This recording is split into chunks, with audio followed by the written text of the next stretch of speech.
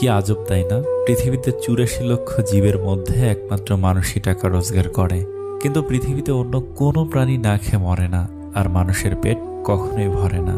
কি অদ্ভুত! কারো সুখ দেখলে খুশির বদলে আফসোস হয়, আর কেউ বিপদে পড়লে সমবেদনার থেকে সমালোচনা বেশি হয়। আপনার অর্থ কম থাকুক, যোগ্যতা কম হোক, কিন্তু আপনার কথা, ব্যবহার, আচরণ যেন সুন্দর হয়। মানুষ হিসেবে এগুলোই বড় সম্পদ।